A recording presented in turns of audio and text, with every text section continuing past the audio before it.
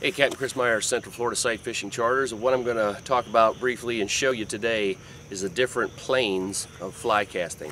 And by that I mean we can either cast level, so that loop unrolls the same distance behind me as it does in front of me. I can cast low in the back and high in the front, or I can cast high in the back and low in the front. Those are the three planes that I have to choose from when I'm casting in a general overhand manner. We're not talking about completely sidearm now. We're talking about 3/4 or overhand. In order to maintain a relatively tight and aerodynamic loop, we have to maintain a straight line path. So there's only 3 straight lines I can get. One's like this, one's like this, one's like this.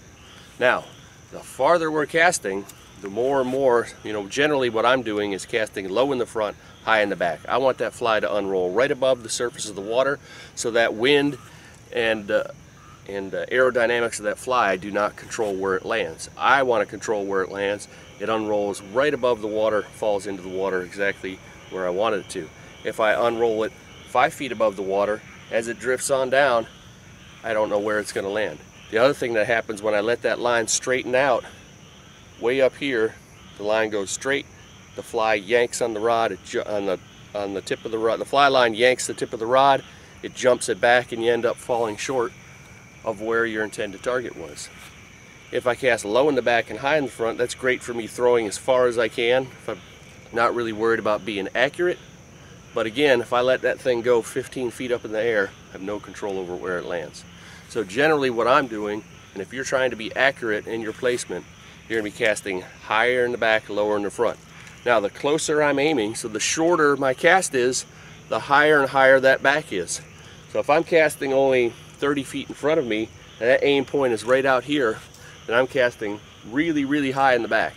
If I'm casting 40 feet, then my aim point's a little farther out. You can see the straight line. This is just a representation of a straight line that my hand is going to travel in. So the straight line can start way down here for a short cast, and it levels out more and more and more and more. Now if I'm trying to cast 50, 60, 70 feet, it's much more level in the back and still going out and down in the front. For a very long 60 or 70 foot cast or an 80 foot cast, I just want to chuck it out, want to chuck the whole fly line. Now I'm aiming down in the back, because if I aim up in the back and down in the front, it's going to crash into the ground way before it gets out to the 90, 100 foot mark.